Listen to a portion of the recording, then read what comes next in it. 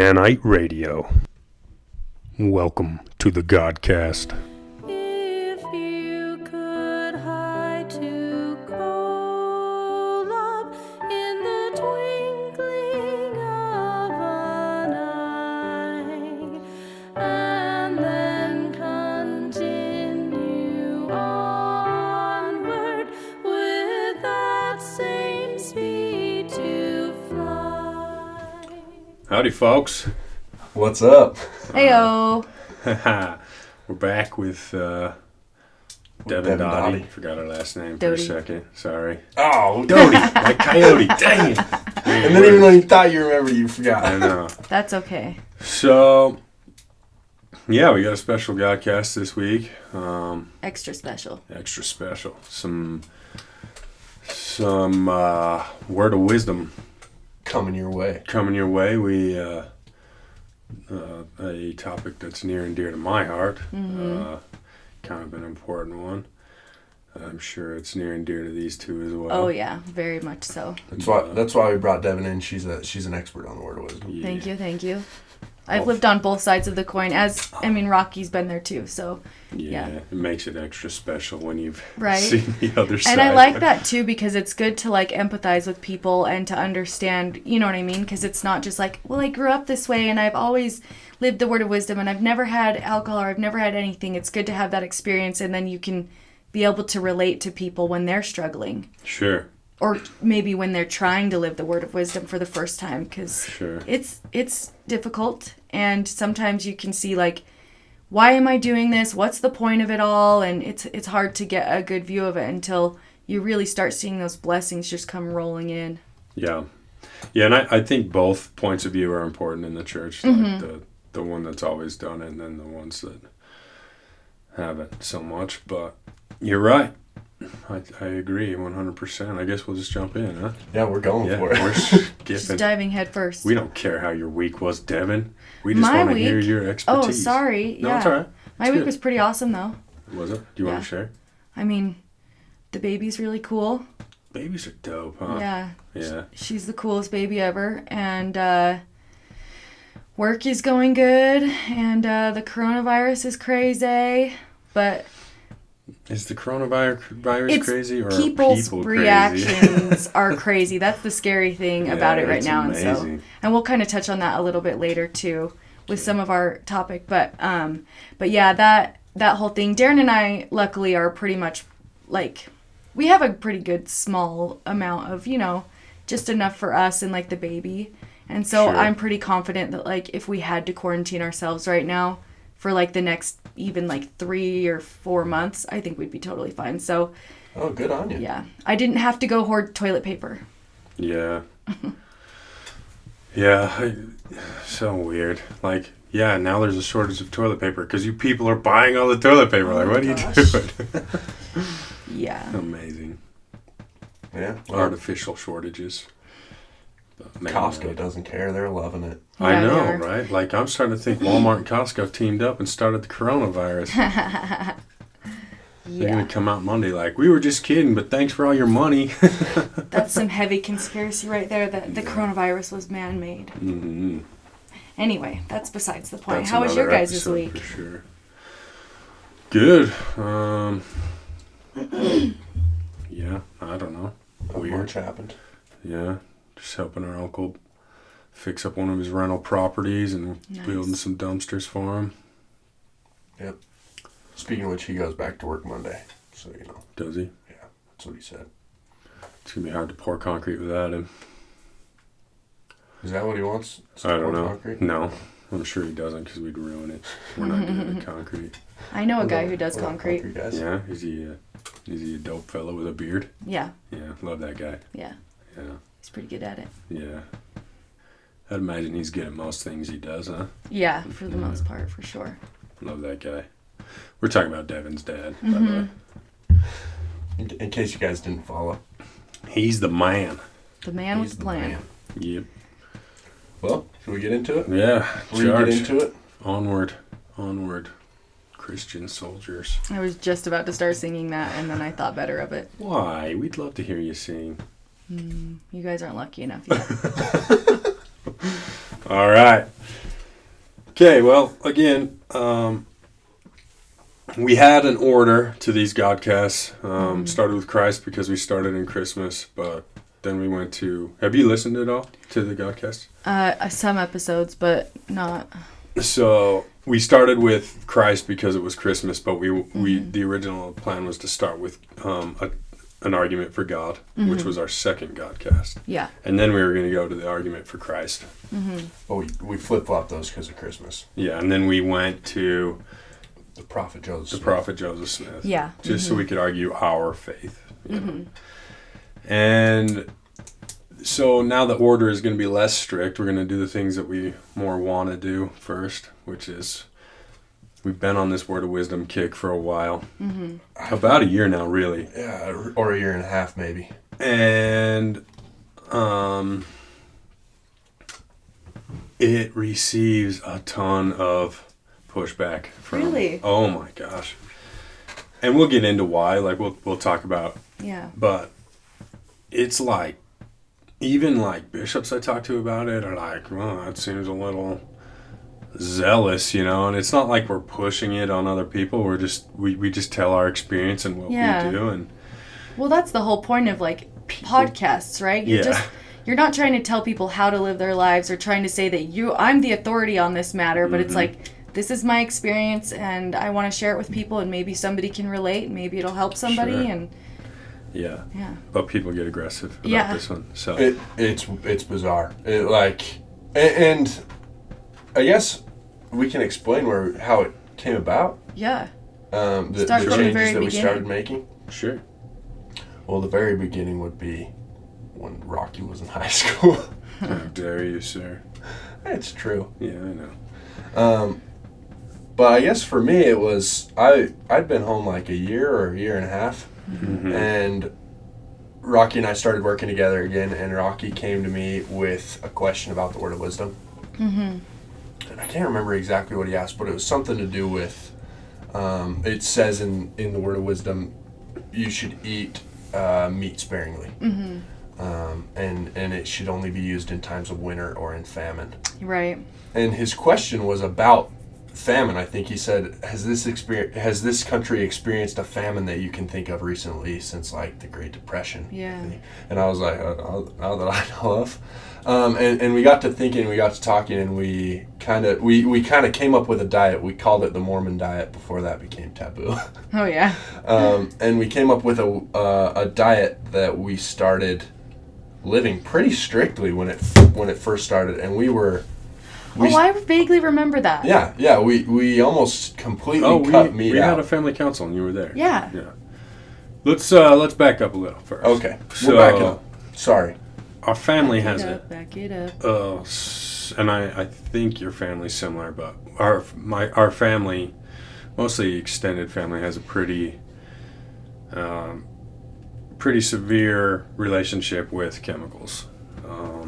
Substances. We enjoy oblivion a lot more than we enjoy reality. Yep. Sure. And I definitely was not an exception. Started smoking and drinking in high school. To this day, I love cigarettes. I don't smoke them anymore, but miss them mucho. And I actually, because this is the Word of Wisdom is a temporal commandment, so I'm hoping that I'll get to heaven and God will say, well done, thou good and faithful servant, and then pass me a pack of cigarettes. But we'll see.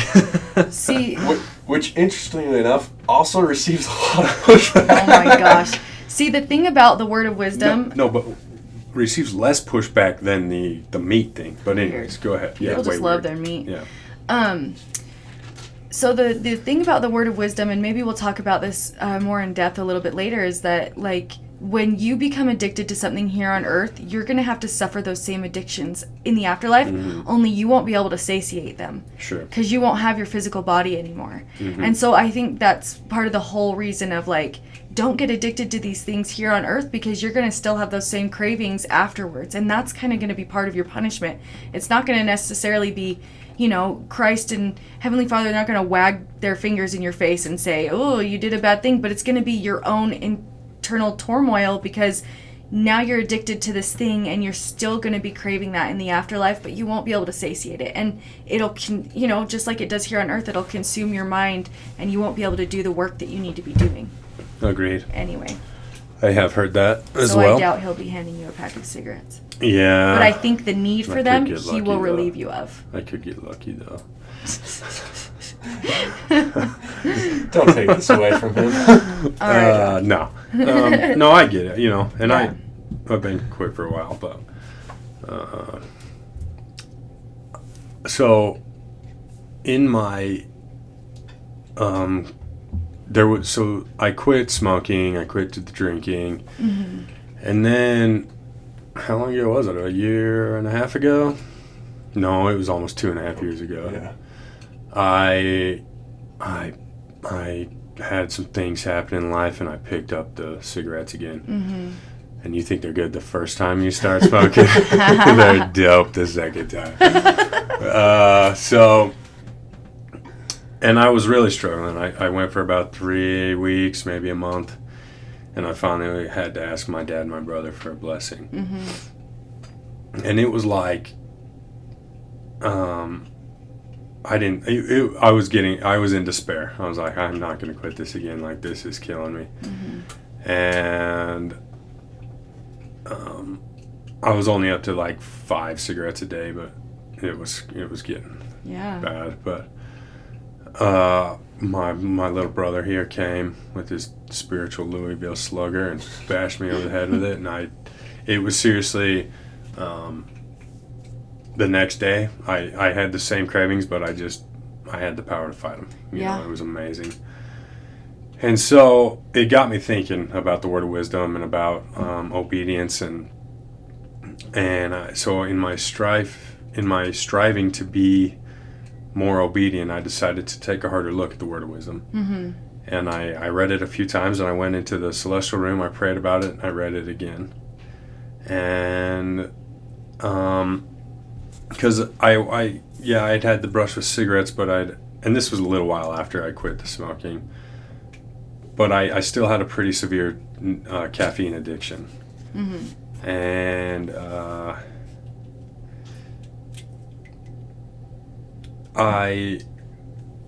when I was reading, I was trying to quit the caffeine, and I was trying to be more observant to the word of wisdom.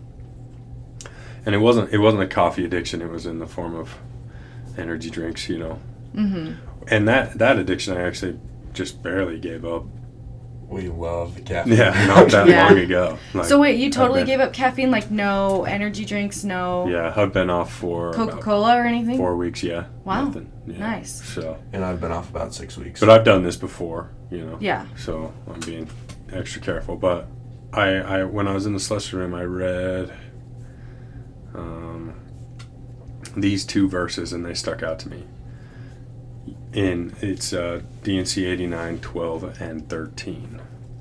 Yea, flesh also of beasts and of fowls of the air, I, the Lord, have ordained for the use of man, with thanksgiving. Nevertheless, they are to be used sparingly. And it is pleasing unto me that they should not be used, only in times of winter and of cold or famine. And I received the personal revelation. This is not for anyone else there. Big, bold, and underlined personal. If you want your revelation, feel free to go to the celestial room and read D&C 89.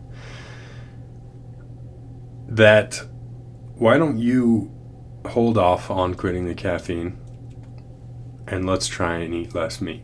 Right, one thing at a time. Yeah, and as I pondered what I had read, I read 13 again, and it was, and it is pleasing unto me that they should not be used. But in the one before that, it says, yea, flesh also of beasts and of fowls of the air, I, the Lord, have ordained for the use of man. Which tells me that as far as health go, one can be healthy and eat all the meat they want. But in my mind, I think that this part of this law comes from God wanting to prevent the needless deaths of his creations. Right, yeah. It's not like he needless put them suffering. here for us to just kill and consume. Like, Sure. it's good for us. It's good for our bodies. He built us this way, and he Sure. wants us to have that nutrients. But, yeah, like, sparingly. Mm-hmm. Those are also his creatures that he created. Mm-hmm. And yeah, exactly. And and I've never been like that. That is not my natural state. The hippy dippy. Oh no. I'm like, nah, that God put it here for us to eat. Let's kill it, And so it was a big eye-opening experience for me on God's love for animals. And the way my natural man had perceived things in the wrong way. And so I was like, all right, Lord, well, how about, and this sounds ridiculous when I say it, and everyone's like, okay, because I said, I will strive to eat meat once a meal. Mm-hmm. Mostly because I eat 2 meals away from home, and my family's not on board with this. Mm-hmm. So I figured the 2 meals I eat by myself would be no meat, and then the ones I eat. Once a day. Once a day, yeah, not once every meal. Yeah, once a day, sorry. Yeah. Okay. Anyways, and that sounds like not very much, Some people are like, only once a day, that's crazy. And then some people are like, that's a lot. Or yeah, like, well, I eat meat like every 2 days, or something. Or like I eat meat once a week or whatever. But again, personal revelation. Yeah, exactly. Everybody's different. Exactly. And everybody has their own goals and things that work for them. Exactly. So I got down, I was to the point where I was probably eating meat like 3 times a week. Mm-hmm. And some stuff happened, and and winter hit, and it's a lot harder to not eat meat in winter. Mm-hmm. So it's good that caveat's in there. But I've been picking it back up again, and I just notice that I am so much closer. Even and I quit the caffeine like 4 weeks ago, and even quitting the caffeine, I didn't feel as close as when I cut back on the meat. And interesting.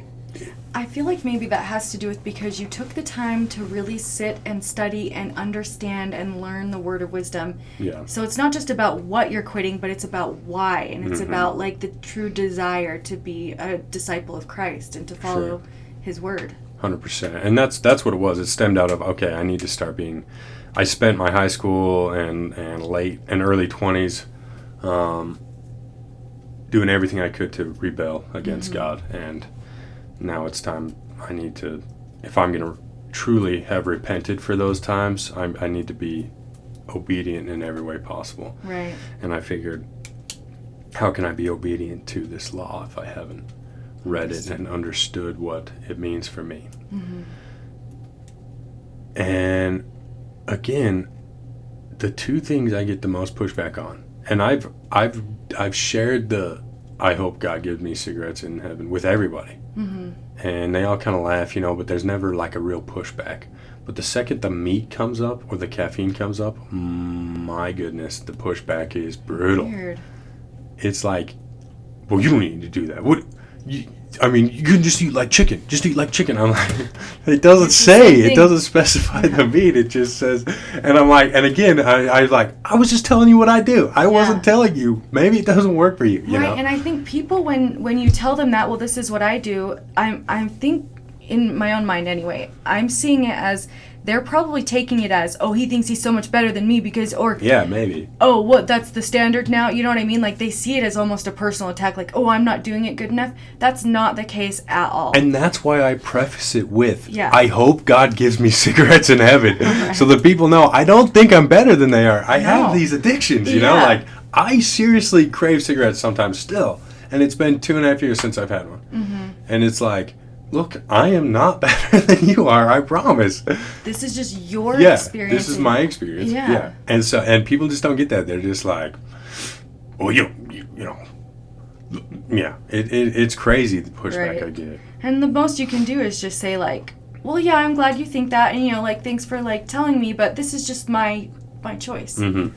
Exactly. Like, people don't have to be vegetarians. People don't have to be vegan. People don't have to, be sober. But that's the choice you want to make. Mm-hmm. It's what brings me closer to God. Mm-hmm. Yeah. And I would caveat, it's not even necessarily the choice I want to make. Yeah. Yeah. Exactly. It's the choice that I feel like the Lord wants me to make. Right. And so speaking of that, the choice, it's not the choice that I want to make. But obviously we were given our free will. Because I used to think the word of wisdom was so dumb. I was like, oh, you're going to let them tell you how to live your life. You're going to let them tell you can't do this and can't do that. But that's not how... those people do that. Yeah.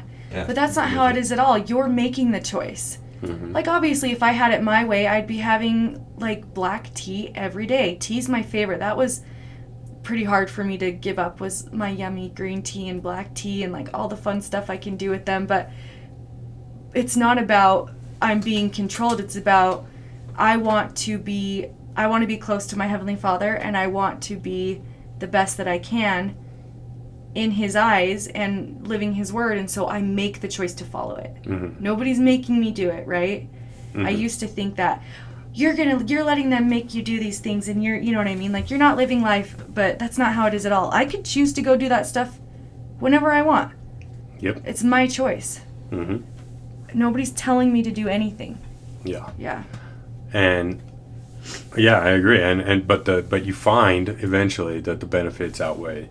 Oh, yeah. And even the meat thing, like, I noticed as I was eating more meat, I was like, I just don't feel as close as I used to. Yeah, so,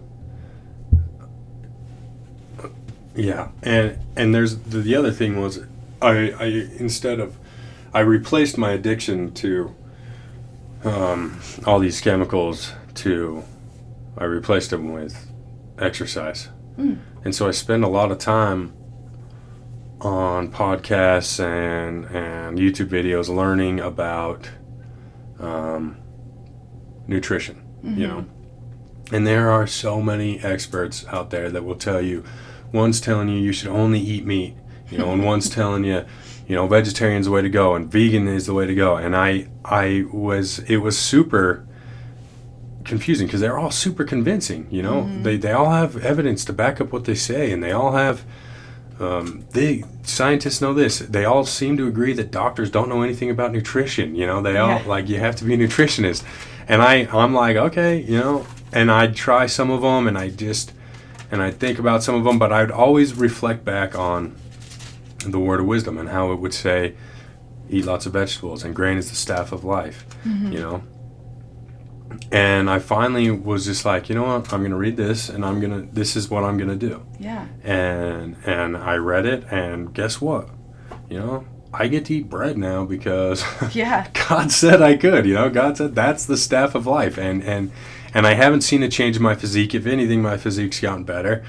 But I'm not, I have, the problem with that is I have amazing genetics as far as gaining weight. I have to work so hard to gain weight, and it's usually muscle weight. It just runs in my family. My dad is 55. Somewhere in that ballpark. My dad's 55. I'm not going to say that definitively because I'll go home and find out. I'm not 55. My dad's 55-ish, and he's, looks great. It's just our genetics. My grandpa, all my uncles, my grandpa, we don't gain weight. So you can't go off my diet advice because of what works for me, because I think, honestly, I could eat cake every day and it would work fine for me. Cake and soda, for sure. And, but, so, and that's the other thing. That's why this is here, because everyone is different, what works for them is different. So you got to go through this. You got to converse with the Lord and decide what's going to work best for you. Yeah, heavy emphasis on guideline. Mm-hmm. This is all like guidelines and suggestions, and it's not. Ideas. Yeah, exactly. It's not like God is out there and He wrote us a nutrition plan and said, this is the only thing you can do. This is the exact number of macros your body type needs. Exactly. He gave us a good guideline. And yeah, like you said, you can receive your own personal revelation, and you can pray about it to know what's best for you and your body and your family. Yeah, but this guideline is the basis of what we should be. Yeah. You know, and you can listen to experts, but what I do is I take the experts who seem to agree with, you know, because there's experts you can get. It's crazy this day and age with the internet. You can get experts to tell you any diet is good, you know. And the only thing I can't seem to find an expert that agrees with is the wheat thing. You know, all the experts seem to say that too much wheat is a bad thing. But because of what I've experienced, I can take that part on faith, you know? Like, look, this is what God says, you know? God's smarter than you, expert. That's all there is to it, you know? Right. I want to insert this thought that I had. This hadn't struck me before, but when you were talking about all these, like, you can find an expert that will support any kind of opinion. I've been reading and pondering the Joseph Smith story. And this phrase is what you reminded me of. He says, in the midst of this war of words and tumult of opinions, I often said to myself, what is to be done? And it's that same idea. And I think it's an important parallel because we're in the same place in our day right now. For him, it was which church to join. And there was a lot less light given. Now we're in an enlightened age. There is so much information available. And there's so many things. And with something like this, what is to be done in the midst of this war of words and tumult of opinions? And I think that's an important parallel because you followed the exact same pattern that Joseph Smith followed. Yeah. And it's one that's been emphasized repeatedly by President Nelson. If you follow the church at all on Instagram, it seems like every 2 days he's on Instagram talking about what we can do to better hear our Savior Jesus Christ and better hear the gospel in our life. And you followed that pattern. It's this idea. No, you're good. It's this idea that there's so much confusion and so many different. Like you said, you can find an opinion that supports any diet. You have to follow the pattern that Joseph Smith set and take it to the Lord and figure out what's going to work for you and what the Lord wants you to do. That's what I love so much about this gospel and God and his plan is that he wants us to have information. He wants us to learn. He wants us to know the absolute truth. I thought I always had this idea before I converted that religion, they want to keep you in the dark and they want to keep you as sheep and they want you to just follow blindly. But that's not it at all. He wants you to find the truth. He wants you to ponder and pray and study and not only seek out the knowledge that we have here on earth, but also seek for divine inspiration and guidance. And that's something that people don't get. We're not blindly following these things. We're not just like, oh, okay, whatever. You do have to rely on a lot of faith. And sometimes I do that for sure when I'm like, well, like with the tea thing, I'm like, well, tea is way better for me than like Coca-Cola. But Coca-Cola is not explicitly spoken out against, but tea is, right? So sometimes you have to take those things on faith and say, God knows more than me. Sure. That's just the truth. Yep. But he wants us to study and to know and to learn because, I mean, that we need to be able, we're going to get to his level one day, right? Yeah. That's the goal. We're going to know everything he knows. And he wants us to learn as much as we can here on earth. It's not about staying in the dark. It's not about blindly following. And people don't get that, but that's like the most beautiful thing to me is that he wants us to learn and to know and to grow that way. I love it. Yeah, and I get I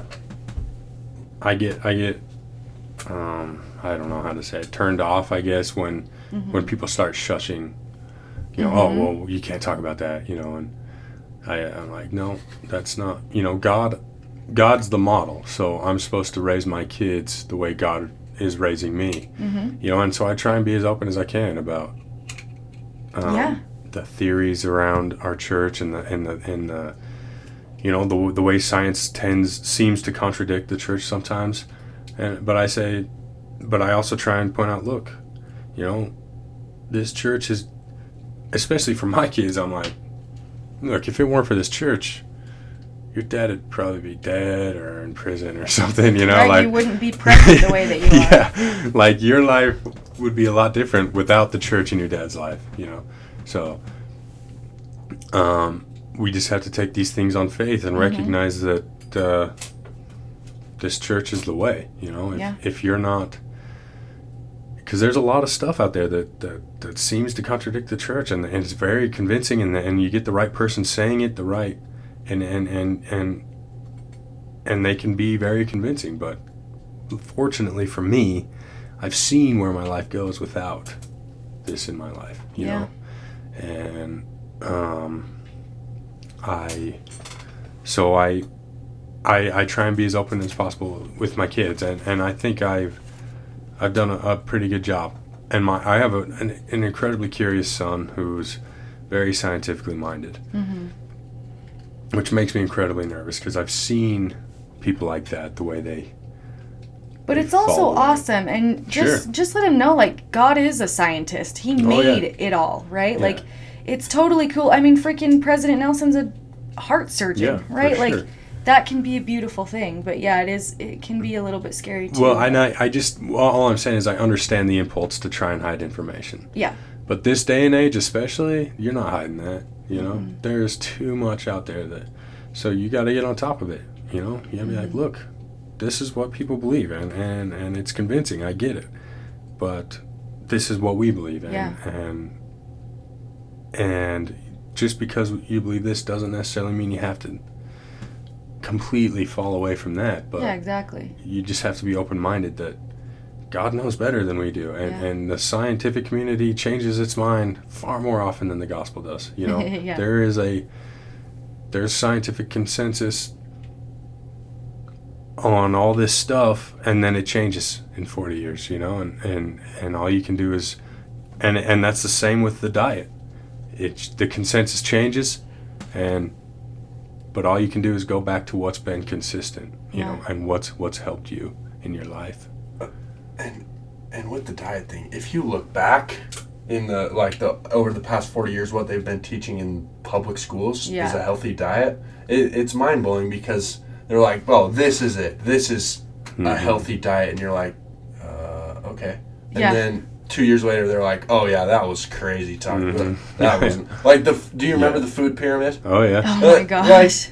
That's not a real thing. No. That is not a healthy way to eat. And then they revised it and made that sideways pyramid, and it was the same thing. They're just guessing at this point. And this is what we're teaching to kids in public school.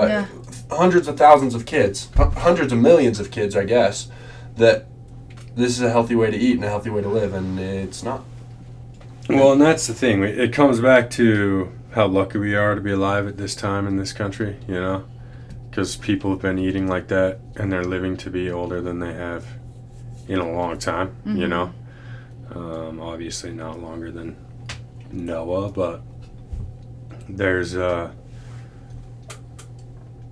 that's the other thing. People are always complaining about, like, pasteurized milk and how bad it is for you, and it's like, but we were given these things, like, God gave us modern medicine and technology and things, because that's why our life expectancy is so much higher now, because he gave us all these things to prolong our lives and to help us and to stay healthy. And he gave us modern medicine. He gave us all, and that's one of the things I'm always, like, heavily thankful for when I pray, is like, thank you for modern medicine. Thank you for all of these things that we have, because, like, I mean, like, my baby probably wouldn't have survived birth if it weren't for, like, being able to have a C-section. Sure. Right? It's so, How many babies would you have alive if you didn't have modern medicine? Maybe 2, but probably just 1. Wow. So modern medicine has, and I agree. I feel exactly the same way. And you know, you get people like, well, you can't be doing all this because it's bad for you. I'm like, how is it bad for you? We're living longer and more, you know, have way better lives than anyone in history because of the way we eat now. And you know, now you want to, you know, people just want to be unhappy. It's bizarre. But that leads back to our lives are so good. Why? why this time in history are our lives so good? You know, why are we living in an enlightened time? Yeah, why is it so much easier to live now than it ever has been in history? What's different? What are we supposed to be doing? You know, and that's, in my mind, the temple. You know, the temple is the reason, and we need to be attending the temple. And guess what? You get to go to the temple, read DNC 89, and receive insights that you've never received before. You know. Yeah.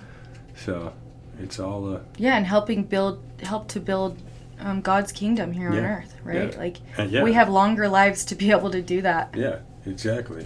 And easier lives. I mean, our lives are so easy, you know? People are like, oh, I'm tired of this 40-hour grind or whatever. It's like, really? Like, as opposed to the sun up to sundown, hoping your kid doesn't starve to death in the winter, you know? It's like, come on. Yeah. The 40-hour grind. I've had this argument with people, like, because I was a crane operator, and we worked hours, you know? Yep. 90 hours a week, and some weeks, not every week, but it was rarely under 50, you know? And they'd get so jaded, they'd be like, look, man, this isn't how we're supposed to live. We're supposed to live like Indians. I'm like, dude, if they took all this from us, and let's say, if every crane operator even stopped working, the country would grind to a halt. And that goes for most trades, you know? Mm-hmm.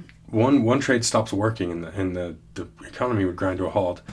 And let's say the fossil fuels just like disappeared tomorrow, 90% of the population would die within a year, you know? There's a reason all this stuff is here, and there's a reason we have to work these hours, but still, it's not like it was, you know? Yeah. We're not foraging for food, hoping that, you know? Be thankful that you have the health and the ability that you have to do these jobs. Be thankful that we have these things, because that's what makes us comfortable in life. Yeah, exactly. And obviously there is, some negative consequence here and there to some things. And I totally understand people saying we need to get back to our roots and live like the Native Americans and be, you know what I mean? Like live one with nature. But at the same time, God gave us these things to help progress ourselves and to grow as humans and to prolong our lives and to make our lives more comfortable. And yeah, I think exactly like you said, to take that stress away from us. Like, you don't have to worry about whether you're going to be able to find food or like in the wilderness, or if you'll be able to hunt and be successful, and that your kids won't just run a fever and die because they got an infected cut. You know what I mean? Like, we were given all these things, and be thankful that we have them. I totally understand getting tired working so much, and as somebody who's very used to working long, hard hours and very physical, I'm just so thankful that I had the physical ability to do that. Sure. Yeah. Yeah, and it's again, most these issues come back to gratitude, and I'm not the most grateful guy, you know. I struggle with the gratitude thing just like everyone else, but it's just, I guess we just lost perspective. I mean, we have the coronavirus going on right now. The store shelves are empty, but we're still not panicking. You know, we're like, well, I mean, the intelligent people aren't panicking, but it's like, well, we're gonna be fine. I mean, our life is so easy here. We just know it's gonna work out. Yeah. And it seems scary when you don't have all of the options that you like, all the stuff that's in the stores right now that are just getting wiped off the shelves. Everybody's freaking out because it's like, I don't have the option to go get that if I want to right now. Yeah. Like, it's, your security net or your safety net has gone away. But if you just have faith that God will take care of you and everything, everything will work out. Like, even if you have the bare minimum and you just get the food that you need to be able to survive, and you just get enough, like, you're still being provided for. Sure. And even though it seems like, if you go from being able to have a bunch of nice things to just barely like surviving, at least you're surviving, right? At least you're still, I think we need to remember that, because if things get really hard and if you have to go without like your favorite soda because it's out at the stores and all you can eat is rice and beans, be thankful that you have rice and beans. Some people, that's the only thing they will ever have. In this world, and we are most of the world, we are so, so lucky to live in the country that we do and to have the opportunities that we have here. So yeah, be thankful every single day that you have what you have. And when it gets hard, be thankful that you're still surviving that even. Yeah. Yeah, I agree. That's my 2 cents on the coronavirus thing right now. Yeah. Everybody's freaking out. Yeah, it's crazy. For like a cold that kills less people than the flu. Than the regular flu, yeah. Yeah. So, Surprise. yeah, where are we at time-wise, fella? 40 minutes. 40 minutes. So, another thing that happened for me, so we're promised, let's see. Sorry, I'm working on it. And all saints who remember to keep and do these sayings, walking in obedience to the commandments, shall receive health in their navel and marrow in their bones, and shall find wisdom and great treasures of knowledge, even hidden treasures. And as far as I'm concerned with the word of wisdom, it's that verse that keeps me coming back to it, because the first time I read it, I was like, well, I'd like hidden treasures, you know, and knowledge. And I love that. Health of the navel, marrow in the bone. Yeah. I love that. And I promise you, I have received these things through my, and I think it's less about my adherence to the meat thing as much as it is about my seeking, you know, and my diligence in trying to do better. Yeah. And I just want to tell anyone listening, let's see, Devyn's here, so all 49 people listening, I promise you, you will receive those hidden treasures of knowledge if you seek to more thoroughly live this. Exactly. And I would suggest going to not only reading D&C 89, but I recently read the Gospel Topics on the Word of Wisdom. And if anything's going to motivate you to live this more thoroughly, it's that. And then go to the celestial room or even just to your bedroom and pray about this and ask how you can better live it. And I promise you will receive that knowledge. Absolutely. And oh man, it still doesn't help me when I forget my train of thought, though. I'm the worst at that. This is good pod here, folks. I don't know where you were going with it. I'm just trying to think. I have no idea. I'm like, what's he going to say? So, dang it. Yeah. Anyways, you will. I have received the hidden treasures of knowledge, and I'm not saying I know everything. There's more to learn. I am sure of that. But my relationship with my Savior and my Heavenly Father have grown exponentially. I know them better than I've ever known them, and I promise you can have the same thing. You just this is the key, though, to hidden treasures of knowledge. Absolutely. It's the word of wisdom. So awesome. Anything you'd like to add there? I have a lot to add. Let's hear it. So I kind of similar to Rocky. I didn't really grow up in the church, though. My parents weren't. My mom was raised that way when she was little, but neither of them went to church or anything like that. And I was baptized and whatnot. But anyway, when I, Twice. You're baptized twice. Well, now, yeah. When I was 8, I was baptized, but I didn't understand it. Nobody told me anything. Nobody followed up with me after that, which I think is so harmful for kids.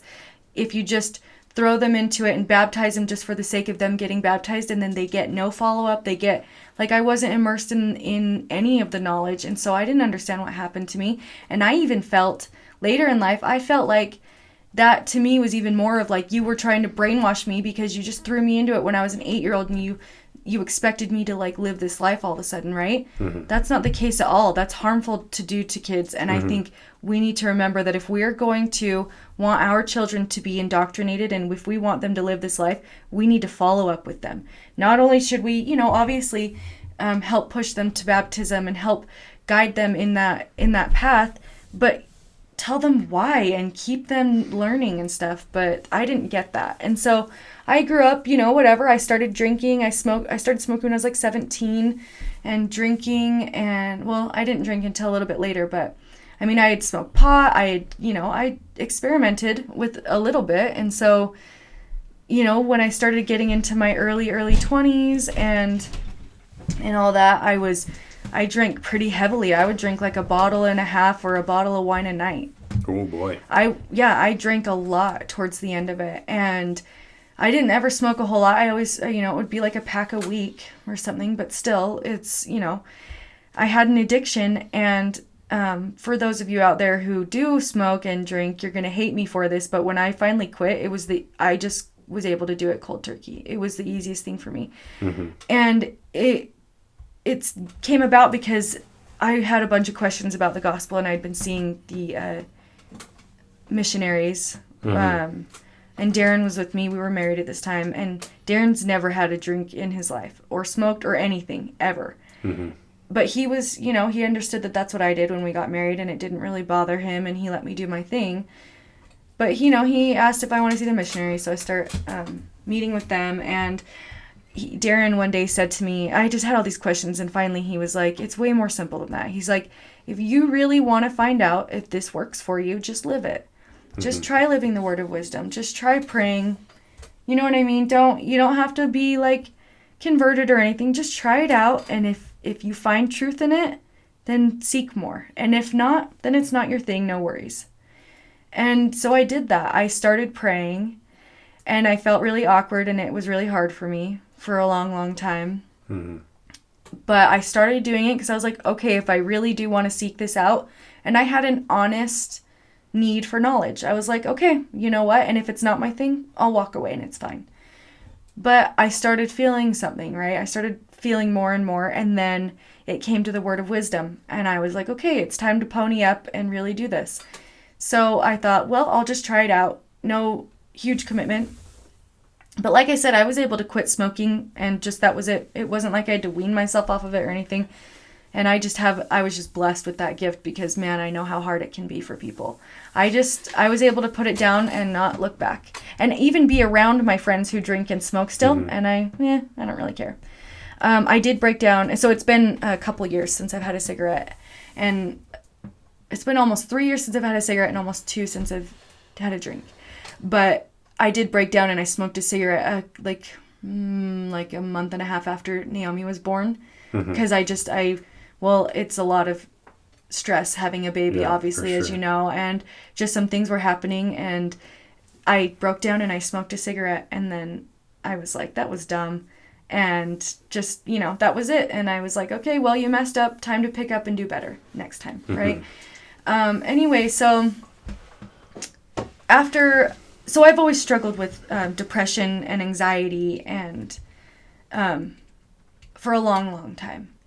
And I've been medicated and all those things. And I've always struggled with it, even seeking medication, even seeking therapy and stuff. I've always struggled with it. But when I finally got sober and I started living the word of wisdom, I had this clarity that I had never had before. Mm-hmm. And all of a sudden, I was able to tackle these problems.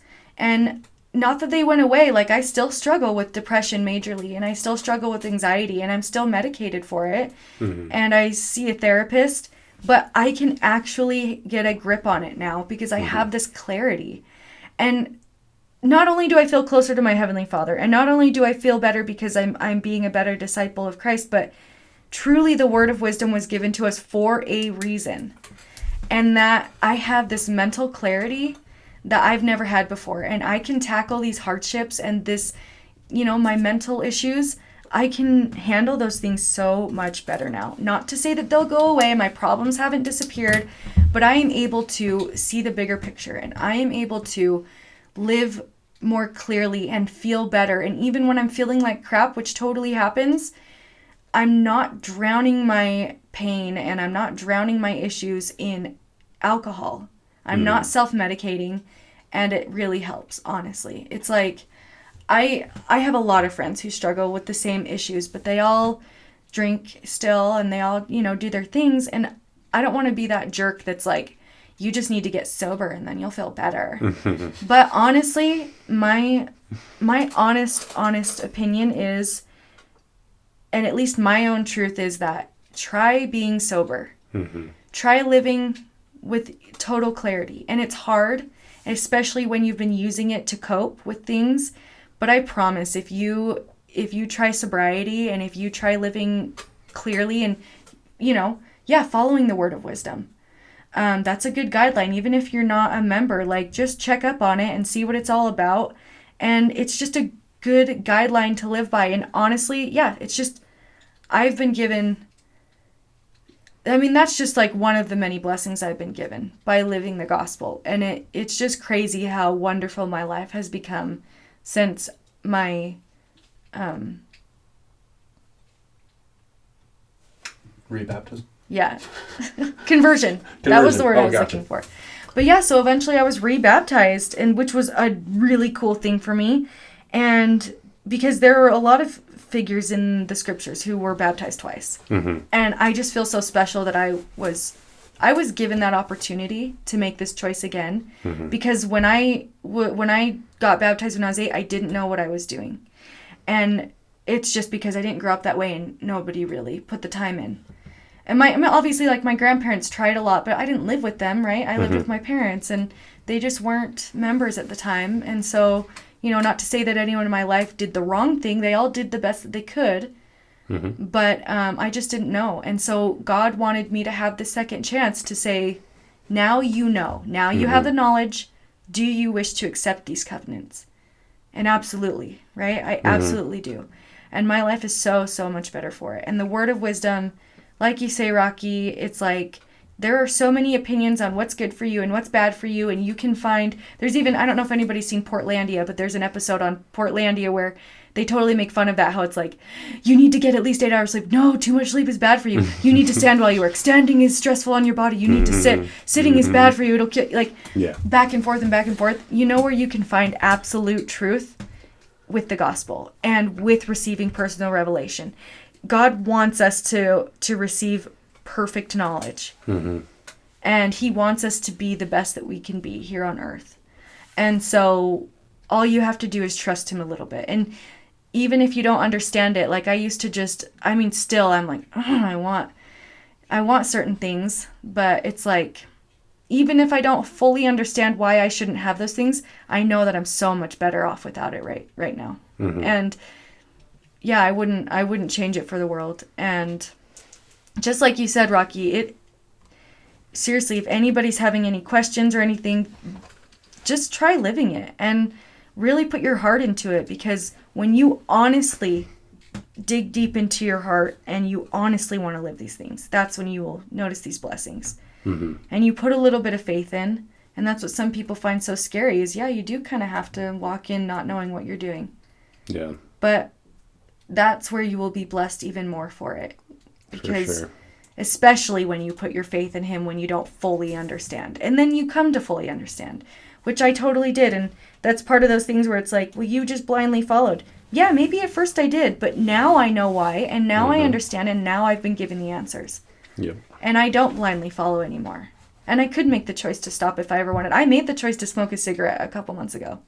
I drove down to the gas station, pulled out my credit card, paid for a pack of cigarettes, went back home, put a coat on, walked outside, and smoked a cigarette. I made those decisions. And it's not about being perfect. It's about being like, well, I messed up, and that's okay. Pick up and do better. It's not about being perfect. It's about your intention. And people are going to mess up, and that's totally fine. It's not about being perfect. It's about, that's what people also get wrong is, oh, they just want you to be perfect. And these are, I'm doing that jerk voice because that was totally me. Oh, you guys think you're so perfect, and you're so much better than I am. That's not the way it is at all. Everybody is completely flawed. It's just about admitting you are, knowing where you can do better, and then working to do better. And if you fail, acknowledge that you failed. Don't be ashamed of it. I used to be so ashamed of the life that I lived. Like, once I converted, I was like, I beat myself up so much about all the drinking and all the partying and all the bad choices I made. And, I definitely was not living the law of chastity, and I definitely was not following the word of wisdom and stuff like that. And I finally got to a point now where I'm like, no, I'm not going to look back on that as a negative. I experienced those things and I made those choices, and that's fine. And that actually, those experiences have helped me to be more empathetic towards people and to be more approachable. Like, I want people to know that, like, yeah, I'm living the gospel and I love Christ and I love my Heavenly Father, and I am, I'm all for the LDS Church. This is my favorite thing. And the scriptures. But I'm also here if you want to talk about how you drink, or if you want to joke about this or that, or if you want help or my opinion. Like, I've been there and I've done that, and I have zero judgments on anyone that does anything right. Mm-hmm. I totally understand, and I've totally been there. And it's not my place to judge, but it is my place to be your friend and your neighbor and to help you through this. Like, everybody needs a hand and everybody needs a friend, and God gave me the gift of gab, and he gave me the gift of, social interaction, and I need to use that to help build his kingdom. Like, I was given all these beautiful gifts, and now I understand why. And it's like, and maybe I was meant to make all those choices that I made. Maybe I was meant to live on, like, quote unquote, the wrong side for a while, because now I can see the reality, and I can see people for who they are and not for the choices they make. Mm-hmm. So I don't regret any of it, and I look back on, like, the things that I've done as just all a part of my experience, and, like, it's helped grow me as a person. Sure. 100%. Yeah, I love and I think, like, you kind of have to have those relapses too. Like,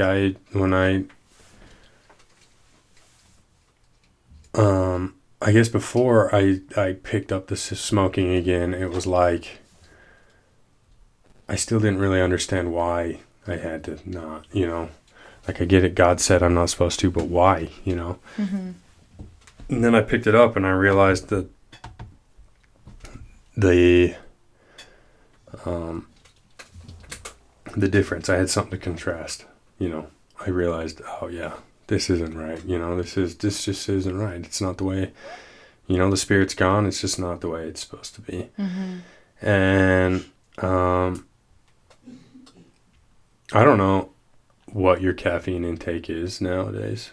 It's not. I used to, even after I was converted, because I worked crazy hours, especially during the holidays in the bakery, I would work like 20-hour shifts. Yeah. It was crazy. So I would drink Rockstar like it was going out of style. Mm-hmm. And Red Bull. And now I don't drink energy drinks at all. And I rarely have soda just because I like water and juice better. But oh, God bless you for it. You're so blessed. But I still drink Zip Fizz. I don't know what that is. Oh, they're awesome. Well, it's like vitamin B12 and like all these vitamins, but it also has caffeine in it. Sure. You can get them at Costco. And I totally justify that I drink that caffeine because my dad and my stepmom, Suzanne, they drink it. And I'm like, they're really, like, those guys follow things to a T. And I'm like, well, if they're doing it, I'll do it. I totally live that way a little bit, you guys. And that's kind of bad of me to be like, well, they're doing it, so. No, look, I just barely. And I'd go, sometimes I'd have 3 Rockstars a day. You know? But I've noticed since I've cut out caffeine, I've noticed my control over my anxiety is much greater as well. And my looking back at my past and my regrets has the overwhelming regret is much easier to control and to and the suicidal thoughts that come with those things are, and not even necessarily suicidal, but sometimes suicidal. But like self-harm and and self-sabotage. I don't deserve to be here, I don't deserve this. Is far less due to my. And if it comes, it's so much easier to handle. And I've had the same experience as Rocky since I cut out caffeine. Like, emotionally speaking, my life is much more balanced emotionally. Just because I was drinking it all the time. Yeah. Like I was using it to regulate my body's natural processes, and Right. after cutting it out, it's been a lot easier to deal with the stresses of life, I guess. Yeah. Yeah, I would over caffeinate during the day and then put myself to sleep with alcohol and with sleep aids at night. Yeah. Like, Oh yeah, for sure. yeah, you're just forcing your body into doing what it just does naturally. Mm-hmm. And it's so messed up. Yeah. Yeah, and Oh, real quick, sorry, Rocky. No, go ahead. I just remembered. You said you've balanced out a lot more. I was actually diagnosed bipolar at one point in time because I was having all these ups and downs. So my doctor was just like, "Oh yeah, you must have bipolar," and medicated me for bipolar, which I don't think I have. I think it was my substance abuse, and Sure. yeah, I was abusing substances a lot, and that totally threw me off balance, and I was convinced I had bipolar disorder, which isn't the case. I just have regular old depression and anxiety. polar order. And I guess a caveat, this is not to say anybody who's listening who struggles with the word of wisdom, this isn't to say that mental illness isn't real. No. But there are ways to at all. cope with it, and these things have helped us Yep. with our various mental illnesses. I feel like that's a caveat. But science Yeah. also backs up that addiction to alcohol and Yeah. drugs can manifest in any There's sort a of healthy mental way to disorder. deal with Yes. your mental illnesses, and there's an unhealthy Yeah, way. yes. And self-medicating, and I can honestly say this is an unhealthy way. You need to seek treatment. You need a doctor. You need a psychiatrist, therapist, whatever, a friend to talk to. Yeah. But, yeah. And I think that is included in the promise of wisdom and great treasures of knowledge. Part of that is this ability to regulate your emotions and control your emotions. If you look at the life of the Savior, his emotions were always perfectly in control, and he used them exactly when he needed to for what he needed them to He do. flipped tables when it was appropriate. That's Got right. himself a whoop and started flipping tables. So you know he's a redneck. Oh my gosh. No, that's how you know he was a bad A. Yeah. But yeah, and he had to use the anger that he naturally had in perfect control. He used his anger to cleanse the temple and do what the Lord asked. Right, when it was necessary and Yeah. appropriate. Yeah. And he was using it to build the kingdom of God. He wasn't just using it because somebody flipped him off on the freeway.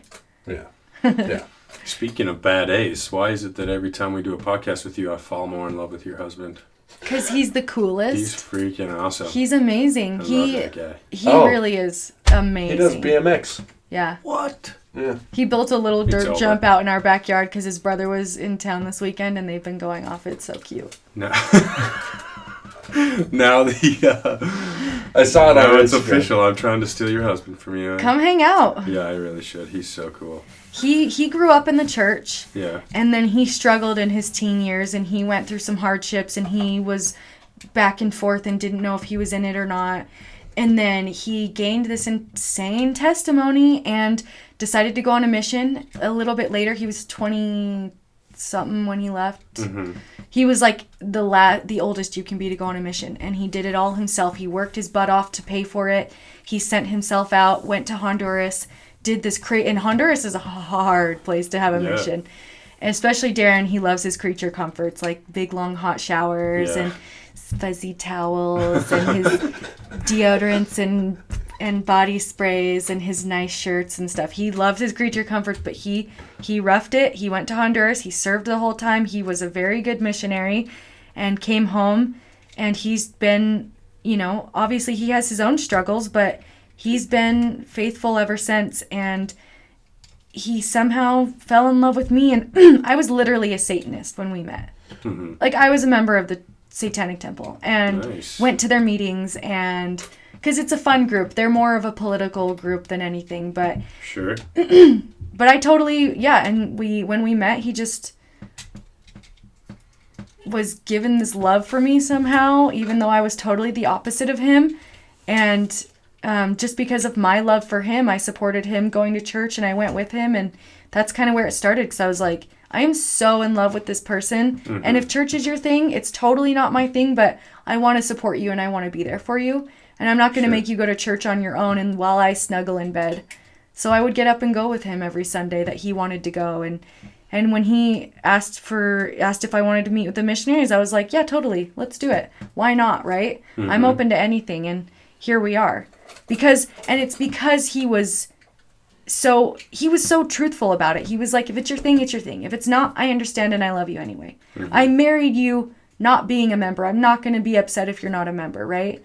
And he was totally ready. He was like, obviously it was a bummer for him when he got married to me, because he was like, well, we'll probably never go through the temple, and that was a huge goal in my life, but this is the girl of my dreams, and that's what he always says.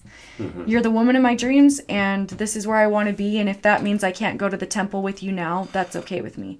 But he had his cake and ate it too, and we went to the temple, and we were sealed, and now we have an awesome family. But he was a true example of what a disciple of Christ should be. He was loving and understanding and patient, and he was there for me to answer any questions I had, and he was no BS. Even before I started seeing the missionaries, I would say stuff like, well, why do you do this? And why do you do that? And this is so dumb. And one day he was just like, you know what, Devyn? If you don't believe it, why are you worried about it? If you want to know more, then honestly search. But if you don't believe it, if it's not your thing, why does it matter to you? He flipped your temple tables. Seriously, I was like, oh. No, I was like, okay. That's awesome. Yeah, and then that really was an eye-opener for me. And I was like, yeah, why do I care so much? Yeah. And awesome. It's because the adversary wants us to be angry about the truths. Mm-hmm. And I know that now. But he wants us to be what's the word? Polar, and to be fighting against the good. And so that's why he makes us say stuff like that. Like, that's so dumb that you do that. And you don't drink. Well, you know what I mean? It's like, if you don't believe in it, why do you care what they're doing? Yeah, there's no such thing as neutral. Exactly. And so yeah, he was just a true disciple of Christ. And I think if you ever want if you want to show somebody Christ Church and truly, say, come follow me, and lead by example, not by this is the right and this is the way to do it. And if you don't do it this way, you know what I mean? Mm-hmm. Yeah, no, that's freaking awesome. I love that guy. Yeah, he's the best. Yeah, he sounds so cool. I went to your temple ceremony, but I haven't really talked to him that much. Kind of shy. Yeah, he's really quiet. He's really, really introverted, which is funny because he married me, and you know me and my dad and my family. Mm-hmm. We are very extroverted, so it's a lot of fun for him. His whole family's pretty introverted, and I am not. And so it's a really fun combination for us because he chills me out, and I get him social. And you know what I mean? Like, I feel like we're opposites in a lot of ways, but not in a way that ever makes it, like, tumultuous. It's always a good discussion and a good way to see the other side of life, and we don't ever fight. Awesome. It's never like you're wrong and you're wrong. It's like, oh well, I think this. Oh, that's cool. I think this. Oh, interesting. Let's come together. Well, Darren, you've got 3 fans here. We're all in love with you now, brother. Yeah, you're the best, and you he's are super good looking too. So I thought that so. helps. That's why I was drawn to him at first too. The good looks. So. Yeah. And I hope you listen to the whole podcast and you're like, It's that tight little bum that I like. It is a tight little Just bum. want to pinch it. The perfect little, get a little handful. Yeah. Well, what do you think, Shouty? You got more to add, or are we ready to? By all means, don't let me rush you if you got more to add. I think let's testify and get out of here. Yeah. Heck yeah. Testify. I can start. Boom. And my experience was with the word of wisdom, I think, is more similar to your husband's because I had great examples of what not to do in my life. And You're welcome. And you're not the only one, but I had them. And I'm not by any means super intelligent, but I was intelligent enough to see those examples and not follow that path. And my whole growing up years, I was like, oh yeah, alcohol, tobacco, drugs, they're stupid. So I'm not going to do them. You just never had the desire. And that's good in that I never developed addictions to those things. But it's bad in that if that's your attitude, you also never really develop a testimony. of these principles. And it helped as a missionary, helping people overcome the word of wisdom to it helped your testimony to watch people change and grow, and watch as their life changed because they made changes using the word of wisdom. And that helps your testimony, but at some point you have to sit down and read the word of wisdom, and find out how it affects your life and find out exactly what the Lord expects of you. And that's kind of been the experience that I've had with it over the past year and a half as Rocky and I have. And Rocky brought it to my attention, and I was like, yeah, let's look. And I did my own research, and I took it to the temple. And I started, I got to a point where I was eating meat twice a week. And I was living in the woods, and it was the best. It was seriously like one of the happiest times of my life. Also, I was out of control emotionally, but not the point. And doing that and making those changes, I started to see differences and develop my own testimony in the word of wisdom. And everybody is at that point. Nobody lives it perfectly. There is nobody on earth that is living the word of wisdom perfectly in exactly the way that the Lord would want them to. And so because of that, everybody can look at the word of wisdom and find where they can improve. And even more so now, I stopped drinking caffeine 2 months ago, and I've faltered once or twice. But overall, my experience has been nothing but positive. And I have found hidden treasures. I've found wisdom and knowledge, and the Lord has blessed me. And I feel better. That's what it boils down to for me. I feel better because I'm making changes and I'm sacrificing things for the good Lord. And because of that, He's blessing me, and He is helping me to see things that I was not able to before. Yeah. And I say these things in the name of Jesus Christ, amen. Amen. Yes, bro. I remembered that time. Okay. It's between you and me.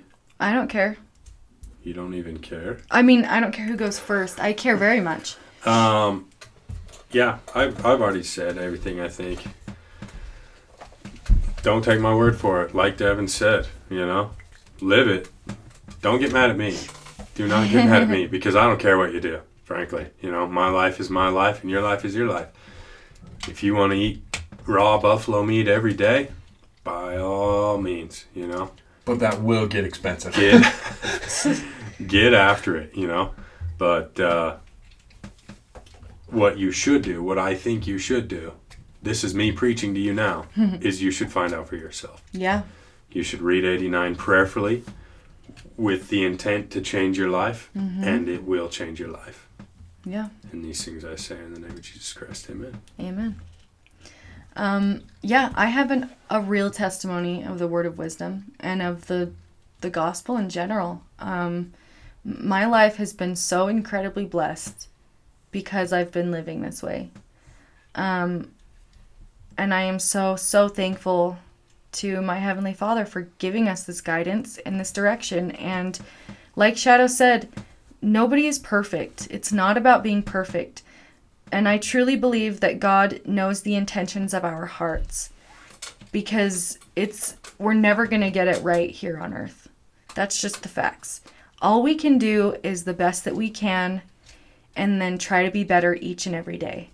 At the end of it, each and every day, you can say, what did I do today that maybe I feel like I failed a little bit? Or what did I do good and maybe fix it tomorrow, or do better tomorrow? Or maybe I did this thing that I loved today and I'm going to do the same thing tomorrow, right? It's just about having that true intention to better yourself and to be the best that you can be, and to be a better disciple of Christ each and every day. And that's what's so beautiful about it. Even our leaders are flawed. They're just people too. My bishop tells me all the time, I'm just like you. I struggle just like you. I totally understand it. Sorry. And there's someone walking around. And I truly believe that. It's not about being perfect. If you feel like you're not worthy of it, you definitely are. And just remember that, church is like hospitals. Hospitals are meant for sick people, right? You don't go to a hospital if you're totally healthy. You don't go to church because you're a good, awesome person. You go to church because you need it to be better. And it's not you don't have to be perfect to go there. Just, it's like what Christ said, come follow me. Like, find the examples of the people in your lives that you love and that you respect, and, hopefully follow them and see what they're up to. And I just hope I can be a good example in life, and that I can be a better disciple of Christ each day. That's the thing I pray about every single night, is that I can be a better disciple of Christ each and every day, and hopefully I can make a good influence, because it truly is, it is the truth. And I absolutely believe that 100%. And I say these things in the name of Jesus Christ. Amen. Amen. Nice. God is good, folks. Yep. God is good. I think that wraps us up. Yep. This has been Danite Radio. Happy Sunday. Radio for the counter-revolution. Happy All right. Sunday. Dope. All righty, Okay. folks. God bless y'all. Thank you, Devyn. Mm-hmm. Oh, and thank you, Devyn. Oh, yes.